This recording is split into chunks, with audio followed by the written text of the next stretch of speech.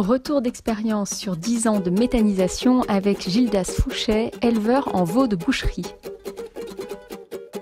Présentez votre exploitation. Donc Gildas Fouchet, je suis installé depuis 15 ans, donc, à la suite des parents. Donc, la ferme appartenant aux parents. Et j'ai repris, moi j'ai fait un bac électronique et un BTS électronique. Et je suis allé travailler 5 ans ou 6 ans à Thales Microélectronique, c'est à Châteaubourg. Et au moment de la retraite des parents, j'ai eu envie de reprendre l'exploitation. C'était une exploitation à l'époque en veau de boucherie et volaille. Et avec 60 hectares de terre. Et donc ça, c'était en 2006. Et donc j'ai eu l'ambition de pouvoir prendre 1 ou 2 salariés, pouvoir avoir accès au bien-être de l'éleveur.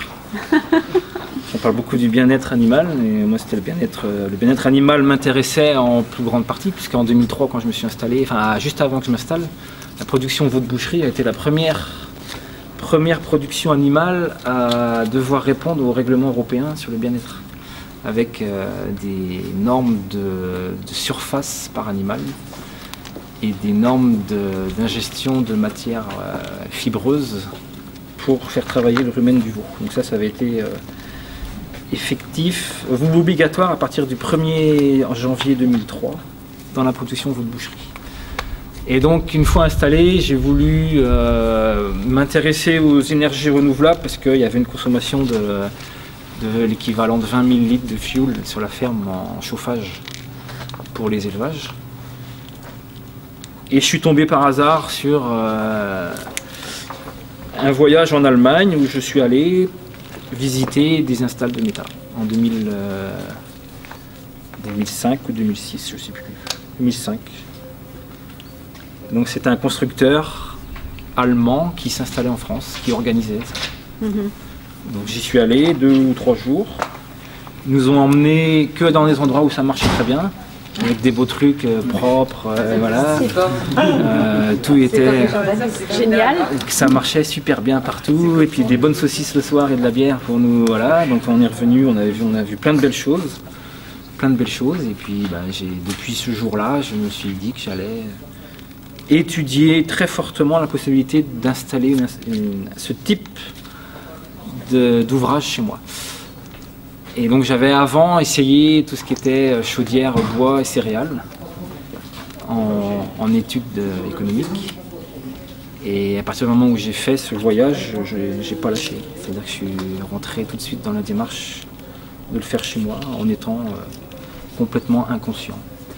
Non mais c'est vrai, enfin, tout ce que j'ai fait de 2008 à 2010, j'avais 28 ans à l'époque.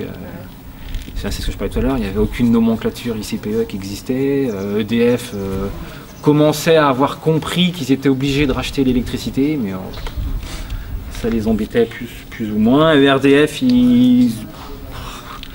c'est pareil, c'était pas très ouvert, je trouvais, à l'époque.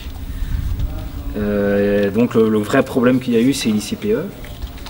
C'est-à-dire il a fallu trouver un arrêté préfectoral délivré pour pouvoir mettre l'installation en route. Bizarrement, j'ai eu en fait l'inverse d'aujourd'hui. Aujourd'hui, les gens ont plus de mal avec les banques et administrativement, ils y arrivent plus facilement. Et moi c'était l'inverse. J'ai eu la banque assez facilement. Donc pour certaines raisons. Parce qu'en fait, la raison de la banque, c'était que j'avais tous les bâtiments en location. J'étais installé, mais j'avais pas d'investissement. Oui, donc vous n'étiez pas endetté. J'étais pas endetté, presque pas endetté, donc j'ai eu la possibilité facilement d'avoir des financements. Et voilà, donc après, quand vous prenez part à un projet comme ça, personnel, plus ça va, soit vous arrêtez et c'est un échec, soit vous allez au bout pour avoir... Et vous vous êtes lancé tout seul en fait? Tout seul. Oui, non, avec un constructeur. Oui, c'est-à-dire le constructeur allemand de l'époque qui n'était pas connu, on a noué des liens qui ont fait qu'on a travaillé ensemble. Donc tout ce qui est dossier, demande de subvention, banque, tout ça, tout a été fait en relation avec eux. Parce que pour eux, c'était une façon d'entrer sur le territoire français. Ah ouais, Oui, c'est exactement ça. Vous C'est étiez la le premier. première installation qu'ils ont fait en France. Oui. Et le motoriste aussi, c'est le premier moteur qu'ils ont mis en France. Et aujourd'hui, le motoriste est peut-être celui qu'on a le plus vendu en France. C'est quoi le nom du motoriste? 2G. Et le constructeur de C'est Planète Biogaz. Ils sont toujours... Ah ouais.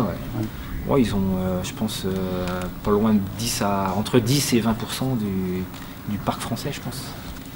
Et avec les riverains, il y a eu des problèmes? Non, alors les riverains, j'avais fait à l'époque le calcul de ne pas leur en parler. Voilà, ça peut paraître bizarre. Et En même temps, voilà. Si, j'en ai un ici qui est d'accord. plus proche, mais bon, c'est celui avec qui je m'entends le mieux. C'est pas obligé de faire des déclarations? Comment? Par rapport aux riverains, c'est pas obligé de faire des déclarations? Ah non, si, il y a eu une enquête publique. Ah, voilà. Mais attendez, je reprends dans le sens. J'ai fait le choix de ne pas en parler parce que je me suis dit, si je vais leur dire que je fais quelque chose qui sort de l'ordinaire et qui n'est pas connu, ça va leur faire peur. Puis après, ils se rendent compte, ils disent ce qu'ils ont entendu. Puis voilà, à partir du moment où vous faites quelque chose et qu'il y a le mot lisier dedans, épandage et tout ça, voilà. Donc j'avais fait le parti pris de ne pas leur en parler et de leur dire juste avant que l'enquête publique arrive. D'accord. Et donc quand j'ai commencé, en fait, je suis allé leur dire, il va y avoir une enquête publique. Et puis je fais ça. Ah bon, c'est rien. Voilà. Et c'est passé comme ça. Combien de voisins il y avait concernés? 3. Enfin les 3 plus proches. Hein. Moi je suis voisin de tout le monde. Je suis allé voir en fait les 3 voisins qui utilisent le même chemin d'arriver à la ferme que moi. Après vous pouvez aller à 500 mètres à 1 km, hein, mais bon, vous vous en sortez pas. Après, je ne sais pas si aujourd'hui ce serait la bonne solution, peut-être pas, parce qu'aujourd'hui, il y a déjà beaucoup plus de choses sur Internet. Se pousser un petit peu parce que comme il pleut. Il y a peut-être beaucoup plus de choses sur Internet aujourd'hui qui font qu'un voisin aurait l'impression d'être pris un peu en traite en apprenant par un autre moyen que par... voilà. Moi, je leur ai dit vaguement que c'était pour mettre du lisier dans des fosses et récupérer le gaz, et c'est tout. Et ils m'ont dit, ça pose pas de problème. Mais objectivement, il y a de la gêne olfactive ou autre? Alors, j'ai jamais eu de plainte de là. J'ai eu des plaintes que du voisin avec qui je m'entends le mieux. Donc, est-ce que c'est parce que c'est celui avec qui je m'entends le mieux que c'est plus facile de... Voilà. Mais j'ai toujours... Voilà, j'ai eu des phases qui n'ont pas duré très longtemps où j'avais des désagréments. Et Des odeurs? Objectivement, que vous analysez comme étant des désagréments? non, que moi non, mais ouais. que lui me disait et que moi je disais oui ça peut venir de ça, donc voilà. Où j'ai fait des aménagements, des aménagements mais qui coûtent 3 fois rien. Et c'est le fait de l'avoir dit que peut-être j'ai fait ça. J'ai fait 3-4 trucs qu'on fait et maintenant ça se passe bien. Enfin il y a moins. Et je lui demande par contre je lui demande à lui, je lui demande tout le temps. Je lui demande une fois par an. Est-ce que t'as pas de truc? Donc c'est resté pacifique du début à la fin? Ah ouais. Vous avez dit que vous avez été un peu fou quand même. Ah ouais. C'est-à-dire qu'aujourd'hui ça passerait pas. Pourquoi est-ce que vous considérez que vous avez été un peu fou? Mais parce que C'est compliqué? Comment? C'était compliqué administrativement? Ouais, c'est compliqué. Puis même à la mise en route. C'est-à-dire que moi, quand j'ai mis en route l'installation, il n'y avait pas de constructeur. Il y avait rien. Vous étiez pionnier en fait. Ouais, il n'y avait rien. Moi, je veux dire, la boîte aujourd'hui, Planète Biogaz que j'ai citée, il y avait 2 commerciaux, point. Dont un qui parlait allemand, qui était en lien avec la maison mère allemande. Aujourd'hui, ils sont 35 salariés. Donc forcément que moi j'ai vu 2G, le motoriste, donc un moteur ça tourne 24/24. Il n'y avait personne en France. J'avais un technicien allemand dont j'avais le numéro de téléphone. La première fois qu'il est venu ici, il était avec son dictionnaire franco-allemand. Ouais. Et aujourd'hui, il parle très bien français. Il est responsable international de toute la maintenance en Allemagne là-bas. Mais donc il a vous fallu. Vous êtes débrouillé. Ah mais voilà, c'est donc ça, c'est le mot. Il a fallu que je me débrouille. Le technicien d'électronique, il a été utile. Enfin, le diplôme de technicien. Oui, c'est sûr. C'est sûr que le diplôme en tant que tel non, mais l'expérience de chercher, de réparer et de trouver quoi. Mais vous avez eu des gros pépins, enfin des gros ennuis, ou bien ça a globalement bien fonctionné techniquement parlant? Mais ça dépend le niveau de curseur d'ennui qu'on met. Oui, il y a eu des gros ennuis. Mais, un gros ennui, c'est quoi? C'est le moteur qui s'arrête et le gaz qui produit, on est obligé de relâcher du gaz? C'est quoi? Ah non, ça, un gros pépin, c'est quoi? Un gros pépin, c'est de la casse qui vous fait perdre 2 mois de chiffre d'affaires. J'ai eu des problèmes de matériel. Des problèmes de matériel qui ont fait qu'il a fallu changer un toit, par exemple. Il y a un plancher bois sur le fermenteur.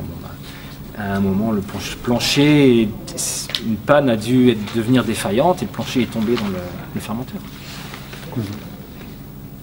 Oui, donc voilà, des démarrages compliqués. Et au niveau de la maîtrise de la fermentation elle-même, j'imagine c'est la même chose, quoi. Vous n'aviez pas vraiment beaucoup de gens qui pouvaient vous conseiller sur l'équilibre. Si, parce qu'il y avait en Allemagne, enfin, l'avantage c'était la maison mère était allemande et elle était déjà bien ancrée là-bas, donc mine de rien. Il y avait déjà une expérience allemande. Je me plains, mais les commerciaux allemands, les commerciaux français à l'époque, ils n'avaient pas non plus 50 clients à aller voir tous les jours, quoi. Donc il y avait quand même de leur part un suivi. Il y avait de leur part un suivi quand même ici, parce qu'il y avait déjà une ambition que ça marche très bien pour pouvoir en revendre. Donc non, je me plains un peu, mais sur ça, j'ai pas été lâché par eux. Et donc il y avait quand même la possibilité d'avoir quelqu'un qui communiquait avec l'Allemagne pour savoir pourquoi que ça produisait pas les 25 kilos qui manquaient. Voilà, on arrivait quand même à avoir des renseignements, mais c'était pas aussi facile que ça peut l'être aujourd'hui. Alors les substrats, c'est quoi alors vous êtes aujourd'hui? Ouais. Aujourd'hui, c'est 5000 m3 de lisier de veau. De lisier de veau. 2000 tonnes de déchets agroalimentaires. Qui viennent d'où? Qui viennent des alentours. Abattoirs. Pardon, j'ai pas entendu. D'accord. Abattoirs. Ah, d'accord. Et entre 1000 et 2000 tonnes de cives suivant les années. 2000 tonnes de cives. Produit chez vous? Ouais, culture intermédiaire à vocation énergétique. Ça vous fait une autonomie, vous diriez, de combien en auto-approvisionnement? Vous êtes à quel pourcentage d'auto-approvisionnement? 75% à peu près. 75%. Ouais, mais s'il faut, je peux être à 100%. Comment? Ouais. Avec les terres. C'est-à-dire qu'aujourd'hui, je ramasse pas toutes mes... C'est-à-dire qu'aujourd'hui, j'ai un potentiel de production en cif plus important que ce que je récolte. D'ailleurs, je produis, on va parler réchauffement climatique. Parce que sur vos 60 hectares... Non, aujourd'hui, je suis à 140 hectares. D'accord. Du coup, vous, excusez-moi, j'ai pas bien compris, vous produisez 250 kW, c'est ça? Ouais, 250 kW électriques. Par an? Non, ça c'est la puissance installée. C'est la puissance, donc c'est 250 kW électriques par heure. D'accord.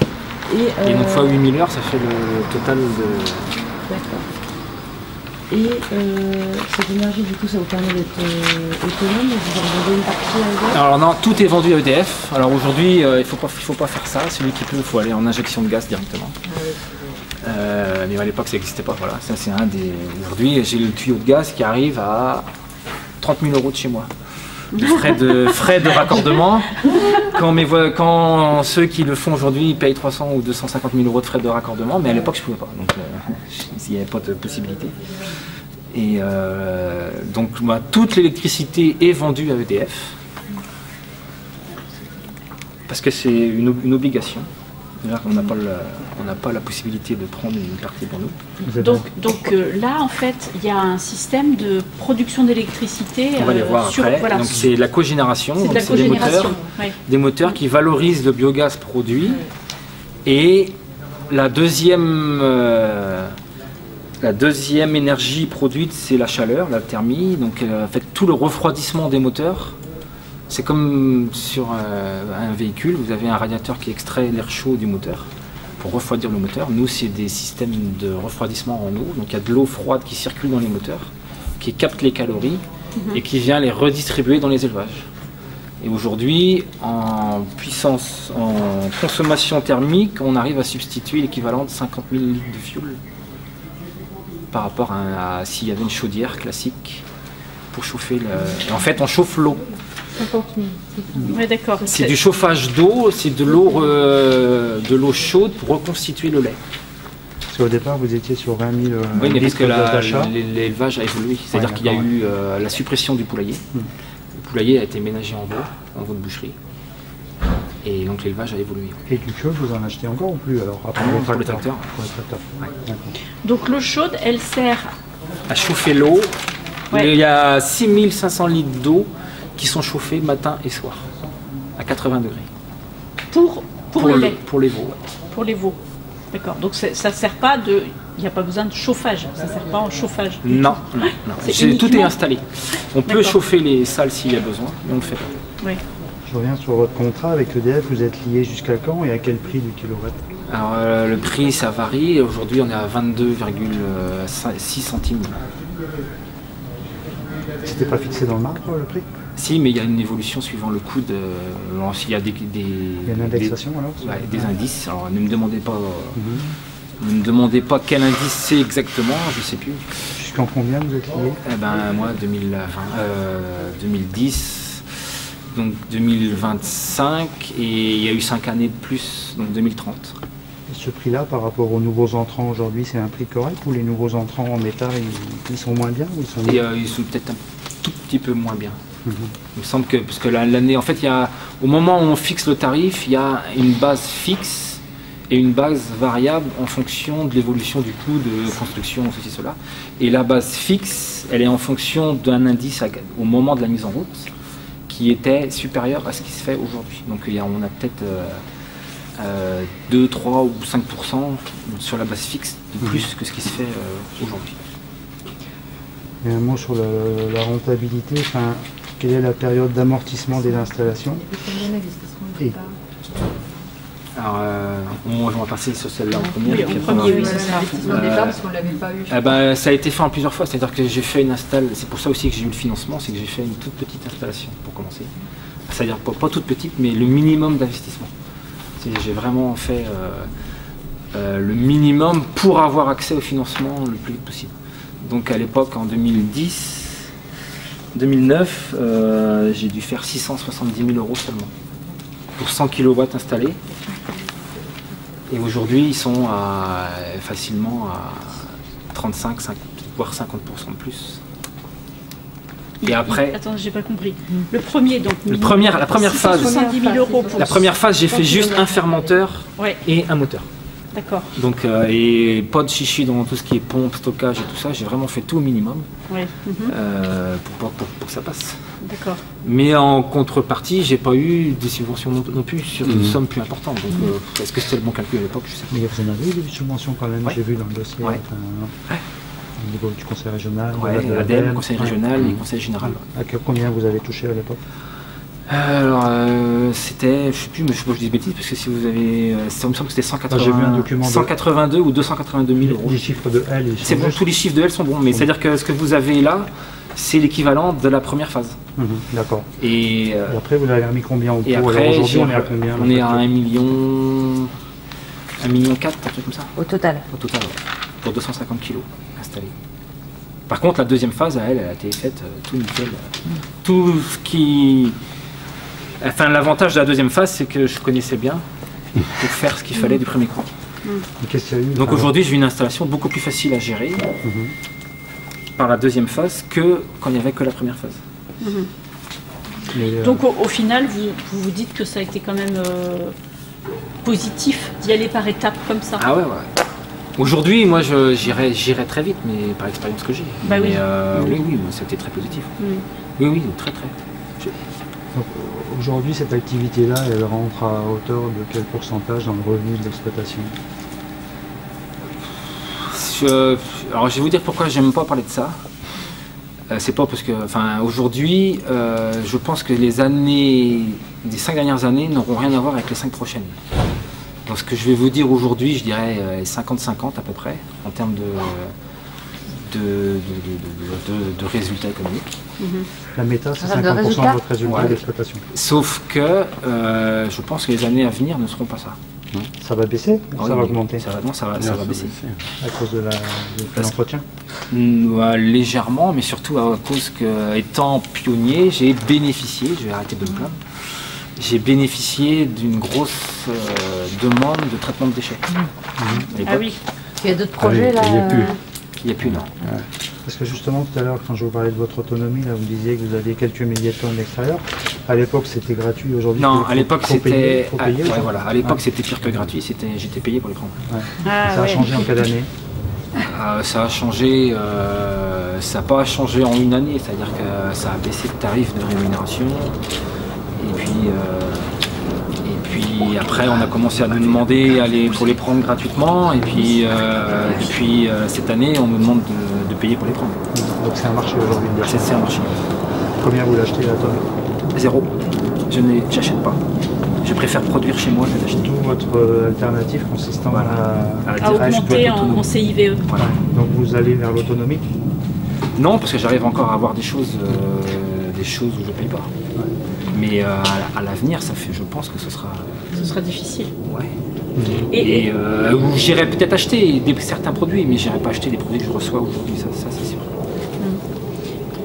et les CIVE, c'est quoi en fait? Alors aujourd'hui, je fais 2 cives par hectare entre un blé et un maïs. Donc après la récolte du blé, j'enchaîne aussitôt avec une culture de tournesol avoine brésilienne. En mélange. En mélange. Qui marche très bien quand il n'y a pas de sécheresse.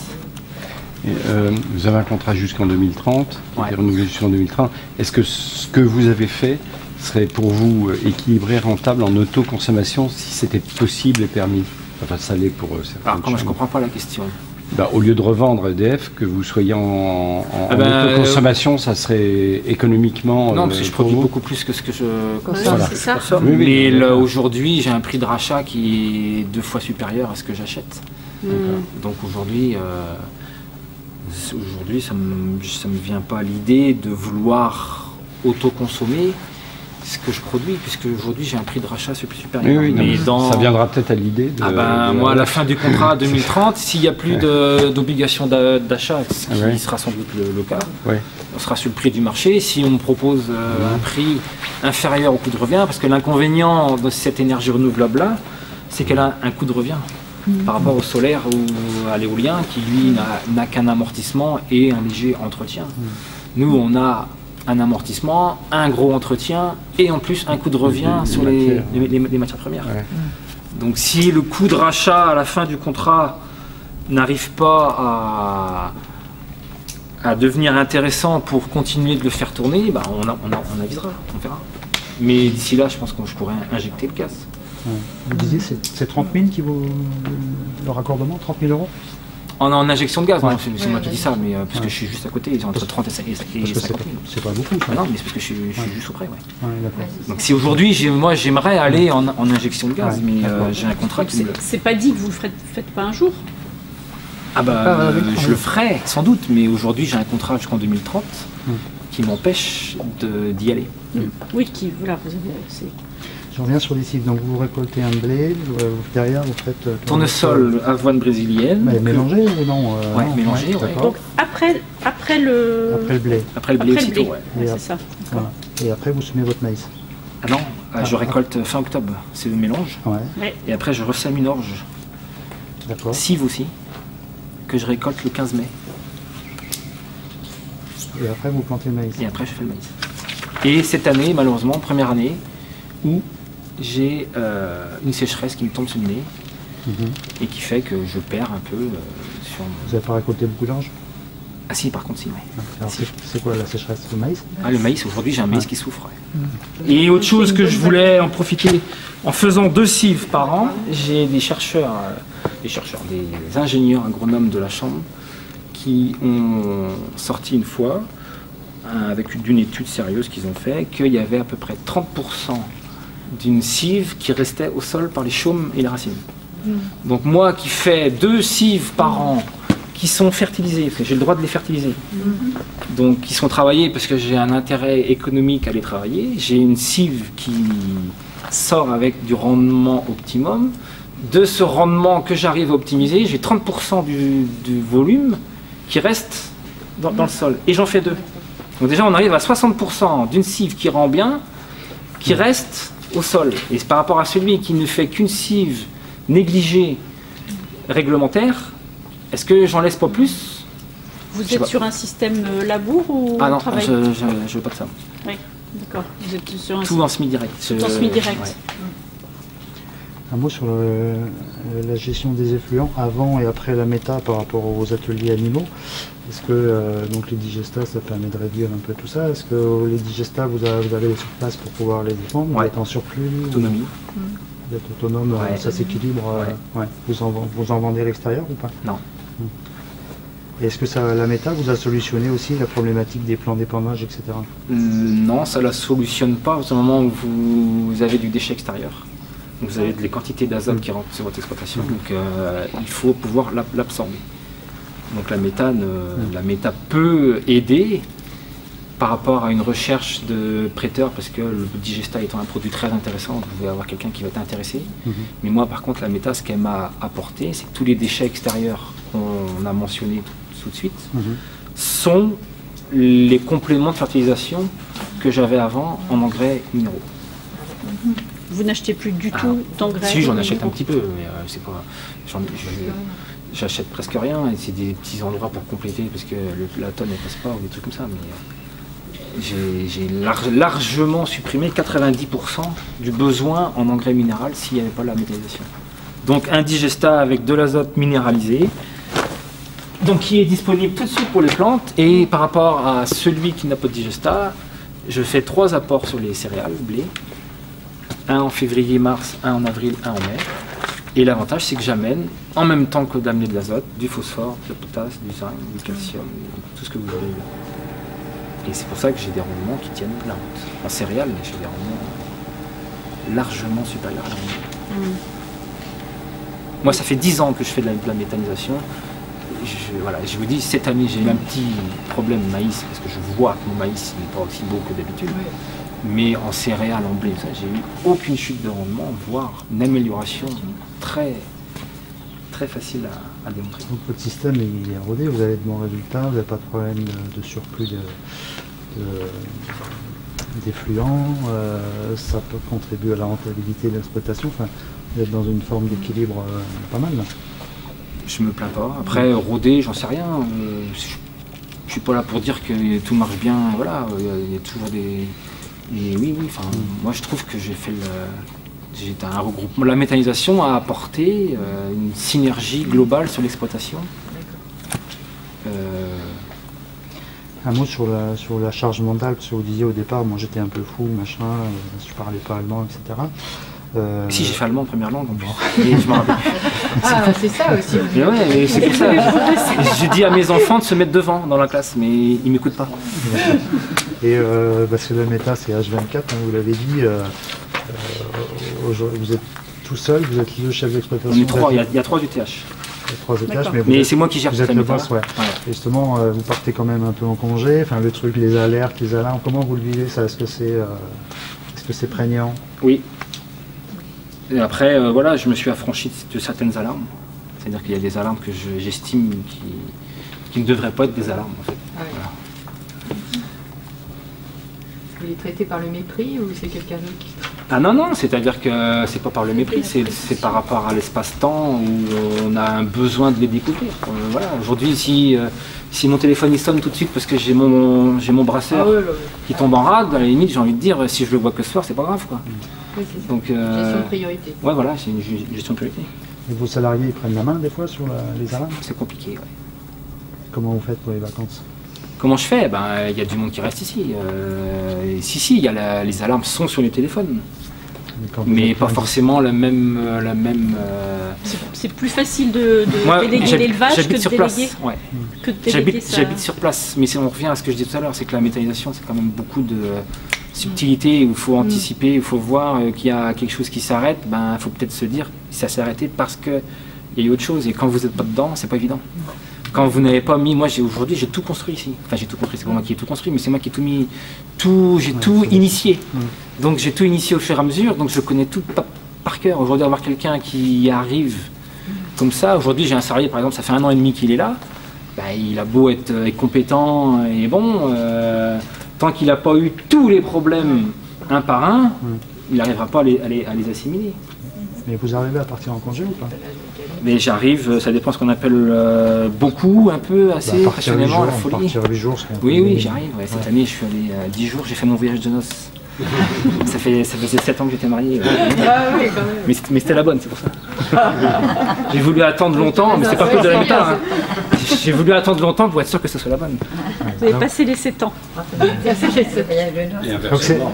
C'est un Oui, peu... inversement aussi pour elle, hein, vous avez raison. Est-ce que vous diriez que cet aspect-là, parce que bon, il y a beaucoup de voyants ouverts... Non, c'est pas la mais méta. là- C'est pas la méta n'est pas un atelier qui vous empêchera d'avoir des activités extérieures pires que l'élevage. Aujourd'hui, l'élevage est un problème pour cette notion-là, et la méta n'est pas pire. C'est pas vrai. De toute façon, par exemple, vous avez un élevage sur un site, c'est pas la méta qui va vous augmenter la problématique de surveillance et de temps de travail. Est-ce que c'était aussi stimulant, parce que bon, l'élevage, ça roule, c'est toujours pareil, les veaux, machin, bidules, enfin je sais pas si vous... Ah non, j'ai pas dit ça, je me souviens pas avoir dit ça. J'ai pas dit ça. Est-ce que c'est Vous stimulant? n'avez pas Non. parlé des veaux. Mais non, c'est pas parlé des veaux, c'est pour ça que j'ai pas dit ça. Oui, après ça va paraître, l'élevage c'est stimulant, machin, et ça rigole. Non, mais est-ce que c'est un effet aussi stimulant d'explorer d'autres choses? Ah oui. Est-ce que vous... Est-ce que c'est plus Bah, excitant moi, que de se perfectionner dans l'élevage des Ah veaux, non, par c'est exemple? pareil. C'est pareil, mais la méthanisation c'est un élevage. C'est le prolongement. Non, oui, c'est le prolongement par rapport aux matières qui rentrent dans le méthaniseur, mais la gestion d'un méthaniseur, c'est comme la gestion d'un troupeau de vaches. C'est pareil, il y a une ration, il y a une régularité dans l'alimentation, il y a un suivi. Voilà. Les vaches, elles vont être malades, mais votre fermenteur, il va être malade aussi. Hein. Et oui, c'est excitant d'avoir une nouvelle activité et de s'y mettre dedans. Et Donc ça serait à refaire, vous repartiriez? beaucoup plus vite, beaucoup plus facilement, mais oui, ce serait à refaire, je le ferai. Oui. Vous avez des projets d'extension, enfin de... Non. Non. Non, parce que je suis en routine là et que. Ça suffit. Et puis Maintenant, que vous- l'exploitation, elle est, je pense, à arriver au maximum de ce qu'on peut faire sur le site ici. Quoi. Ça sert à rien d'aller pondre des bâtiments jusqu'à la route là-bas. Enfin, non, c'est bon. Après, je dis pas que pourquoi pas. Mais j'ai l'ambition d'aller à site photovoltaïque, je monte en septembre. Ah, voilà. Mais j'ai l'ambition d'aller en bio, en culture bio. Ouais. Mais c'est compliqué. Et, donc, Attends, je veux bien quand même qu'on s'attarde un peu sur le photovoltaïque. Du Ouais, coup. photovoltaïque, septembre, Ah oui. vous revenez dans un mois, ça me fera monter. D'accord. Ouais. Donc, Donc il y a une diversification. quand même. Oh non, le photovoltaïque, ça n'a rien à voir avec l'agricole. Moi, pour Non, moi, non, sur par rapport à la méthanisation pour la production d'énergie. je veux dire. Ah oui, par rapport à la production d'énergie, ouais. Il y aura une production supplémentaire. Voilà, une production supplémentaire, c'est vraiment ça. Quel schéma de financement Pour le photovoltaïque Oui. Non, je veux dire, il y a plusieurs possibilités. Ah bah, d'accord c'est moi avec qui les gens finance, c'est moi qui finance. C'est vous qui financez? Ah bah oui, non, mais ça aurait pu. Parce qu'aujourd'hui, on est limité à 99,9 kW crête pendant 18 mois, donc l'investissement n'est pas énorme. Et vous le mettez où sur les bâtiments? Là, c'est ici, sur les bâtiments d'élevage. En fait, c'est les bâtiments d'élevage qui font qu'il y a une opportunité. c'est un investissement de combien? 100 000 €. Et donc 100 000 €, ça comprend tout, ça comprend les panneaux, l'installation, Le raccordement, le tout. ouais. raccordement. Pour vos besoins, vous sur l'exploitation, il y a de la revente aussi Il n'y a pas. ou pas Il n'y a C'est- pas d'autoconsommation, mais en fin de compte, tout ce qui va être produit ici, que ce soit par le biogaz ou le solaire, est injecté au poste qui est ici. D'accord. Donc c'est reconsommé localement. c'est reconstruit. Oui. Donc moi, si j'avais d'investir dans de l'autoconsommation, ce serait juste dans l'intérêt que ça ne passe pas par le compteur EDF. Oui, c'est ça. J'ai pas étudié, mais il faudrait voir s'il y a un intérêt. Mais enfin, aujourd'hui, tout ce que vous revendez est sous obligation d'achat, donc vous avez un tarif bonifié. lessive, là, tout à l'heure, vous avez dit mélange tournesol avoine brésilienne qui marche bien quand il n'y a pas de sécheresse. Vous pensez le faire comme ça. évoluer? C'est comme ça que vous l'avez dit. hein. Oui, mais puisque c'est cette année, vous seriez venu Ah l'année oui, dernière, je vous l'aurais jamais dit. Voilà. Je vous aurais dit, Ouais. pardon, je vous aurais dit depuis 9 ans, ça marche super bien. Oui, oui, mais non, ce que je voulais vous demander, c'est du coup, Je vais est-ce le que faire vous évoluer, posez, voilà, est-ce que vous posez des questions sur ce mélange Ouais. et sur l'évolution Ouais, justement? je m'en pose parce que qu'en fait, c'est en surtout fait, ça. c'est mon coût de revient du kilowatt produit le plus important. Ah ouais. Donc je sais pas si c'est Il y a peut-être à revoir ne les plus en faire. espèces. C'est-à-dire que en fait, je récolte pas toutes mes cives. Je laisse à peu près la moitié de ce que je fais à l'automne. Donc je ressème une autre cive dedans en direct. Et j'ai remarqué cette année que j'avais l'impression que ma deuxième cive se comportait mieux dans un semis sous couvert qu'en ayant enlevé avant. Alors peut-être que je vais travailler ça. D'accord. Ok, donc voilà. C'est plutôt un changement. Alors ça, c'est un changement en fait dans l'installation de la cive. Mais il peut y avoir aussi un changement dans les espèces, dans le choix des espèces ou... Ouais. Je partirais sur autre chose. Ouais. C'est-à-dire que si j'ai l'ambition de ne pas la récolter, je partirais sur du radis fourragé, qui produit énormément de biomasse très rapidement. Et qui travaille le sol, enfin. Qui est facile à casser après pour semer en direct. Là, l'année dernière, j'ai semé 30 hectares d'orge dans un radis fourragé qui faisait ça de hauteur. J'ai direct dedans. Et ça marche. Ah ouais, ça marche super bien. Super bien. Donc ça vous fait faire de l'agronomie aussi, en plus de la zootechnie. Mais quand on est agriculteur, on est zootechnique et agronome à la base. Ça, c'est une évidence. Et est-ce que vous avez le sentiment de participer à la transition énergétique avec... Parce que globalement, c'est là-dedans que vous êtes, c'est là-dedans qu'on vous regarde, la société... La transition énergétique, de toute façon, moi, à mon avis, le monde agricole aujourd'hui, il est... malgré qu'il soit producteur de CO2, par exemple, il est forcément une solution par l'absorption et peut-être même la production de matières isolantes, enfin voilà, pour la réduction donc tout ce qui est gaz à effet de serre. Enfin, ça ne peut pas se jouer sans l'agriculture. Ça, c'est une évidence.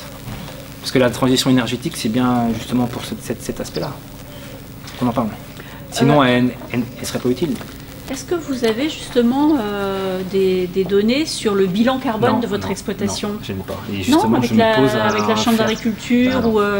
non, et justement, je me pose la question si je ne devrais pas faire des bilans justement... Oui, voilà, entrant, sortant. Mais après, voilà, est-ce que par exemple l'aspect cive est quelque chose qui est intégré aujourd'hui dans les normes de bilan qui se font? Je pense que oui. Je pense que oui, quand même. C'est tout ce qui rentre, tout ce qui sort. Oui, il y a AgroParisTech qui a énormément travaillé sur de la méthodologie, sur les bilans carbone des exploitations. Et est-ce qu'ils prennent les matières entrantes, des déchets, tout ça? Est-ce qu'ils tiennent compte, je sais pas, des transports? Oui, je pense. Moi, ça m'intéresserait. Oui, toi, Annick, tu as dû... En lait, en tout cas, oui, on prend tout. Le transport. C'est quelque chose qui m'intéresserait de faire. Qui a servi à amener les engrais chimiques sur l'exploitation, tout. Je pense être pas mal. Après, j'ai pas de notion, puis c'est pas un sujet que je maîtrise non plus énormément, donc je veux pas vous sortir. Mais c'est vrai que quand on visite des exploitations où ils ont fait leur bilan carbone et l'agriculteur sait quel est son bilan et quel est en production d'énergie ce qu'il peut fournir en nombre d'habitations, etc. Je trouve que c'est assez intéressant, quoi. Et souvent ils sont assez fiers en fait, voilà. Vous avez d'autres questions? Les voûtes de boucherie, peut-être un petit peu. Oui, c'est vrai, on n'en a pas beaucoup parlé. Donc, si vous voulez savoir la taille de l'atelier, le contrat que vous avez, vous m'avez dit que vous étiez en contrat, et puis comment se porte la production générale? La filière, alors déjà, la particularité de l'élevage de veaux, c'est qu'ils avaient 95% des éleveurs de veaux qui sont en intégration. Et alors à chaque fois que je dis ça, on me dit ah ouais, t'es pas libre de faire ce que tu veux chez toi, tout ça, d'accord. Mais je lui dis les 95% qui sont en intégration, je n'en connais pas beaucoup qui veulent être en libre. Donc c'est que le schéma n'est pas si mal que ça. Et donc dans ce système en intégration, on n'est pas soumis au coût de revient, au coût de vente de carcasses et tout ça. Donc on est peut-être moins à cheval sur les aspects périodiques qui font que la filière peut être en ballotage défavorable. Donc, parce qu'en fait, comment la filière peut être en mauvaise situation alors que 95% des éleveurs sont contre, et sans en souffrir? Mais parce que nous, on est prestataire de services, c'est-à-dire qu'on n'est pas, Moi, par exemple, je ne vais pas à la banque acheter avoir un financement pour acheter de la poudre de lait ou acheter des veaux. Donc on n'est pas soumis directement, nous on est payé pour le travail qu'on fait. Vous êtes payé pour faire l'élevage? Moi je travaille avec un abattoir qui est à 5 km d'ici, qui s'appelle Tondriade, donc qui est le numéro 1 du veau en France. Et eux, ils ont un abattoir avec 700 personnes, 700 salariés à faire tourner tous les jours. Donc eux, ils s'occupent de gérer leur approvisionnement de leur abattoir avec des éleveurs comme moi. Et il n'y a pas de notion économique en termes du chiffre sur l'élevage en tant que tel qui a eu lieu. Nous, on est payé pour soigner leur veau.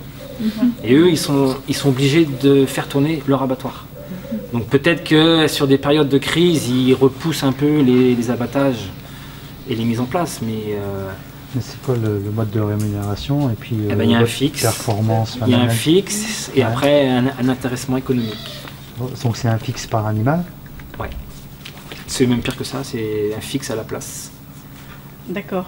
À la place de veau. Et puis ensuite un intéressement sur les performances qualitatives et économiques aussi. Et économiques. Ils arrivent à entre 15 jours et 3 semaines d'âge. Et ils repartent à quel âge? Ils repartent à 170 jours à peu près. Et votre contrat, vous l'avez sur quelle durée? Il n'y a pas de durée. Il n'y a pas de durée. C'est des contrats de 2 ou 3 ans. Mais le fixe, il est fixé. Le fixe, il est fixé par rapport aux résultats techniques. 50 ou bien en fait un long fleuve tranquille? Non, c'est pas un long fleuve tranquille, c'est un presque long fleuve tranquille. C'est-à-dire que nous, on peut avoir des répercussions sur les dates de mise en place. C'est-à-dire que si vide sanitaire plus long. Voilà, vide sanitaire plus long. Et puis la première répercussion qu'on peut avoir, c'est que si t'es pas bon dehors. Il faut bien vous mettre ça dans. Ils vont pas continuer de vous faire travailler si tu n'arrives pas à rentrer dans les clous. Donc dans vos résultats, donc 50 la méta et les veaux c'est les autres 50 ou bien ouais. Ok. Et les cultures de vente? Oh les cultures de vente c'est pour acheter des cigarettes. Non, je fume pas. Donc non, culture de vente, oui, vous c'est qu'à dire 40, 20 quoi.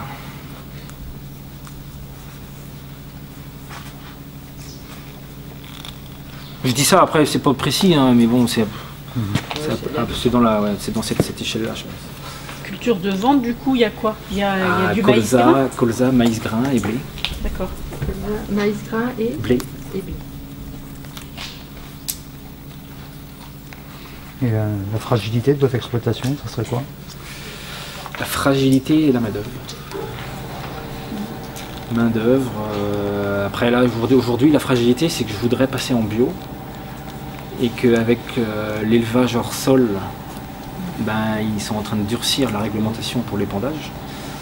Alors la fragilité, ça serait que je me lance en bio et que après je sois contraint de faire des choix sur l'élevage hors sol. C'est sur quoi vous faites allusion, c'est à partir de janvier là, le changement de. Ouais.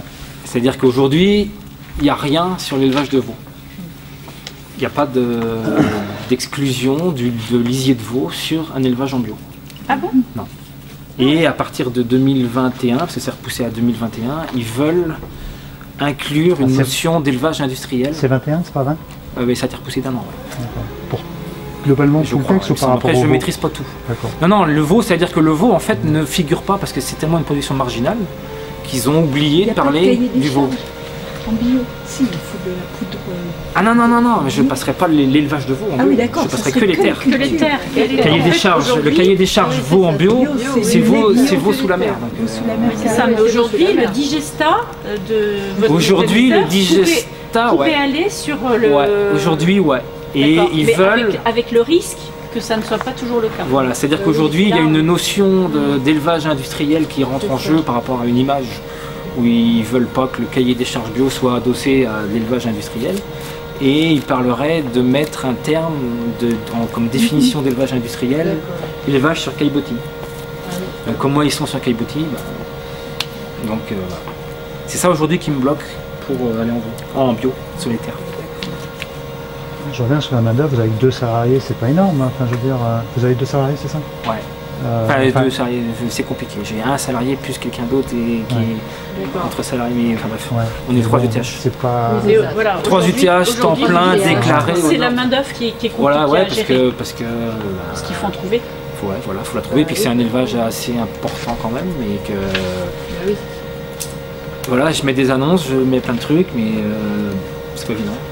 Ah ouais. Donc vous avez un turnover important chez vos deux? Non, pas de turnover important, mais en ce moment, il y a un besoin de turnover en ce moment, et je me rends compte que c'est pas facile. Et le salarié qui est là depuis 1 an et demi, qui est bon, qui est très bon, mais même en étant très bon, il n'est pas encore capable de gérer tous les aléas. Quelle qualification et quel salaire vous offrez?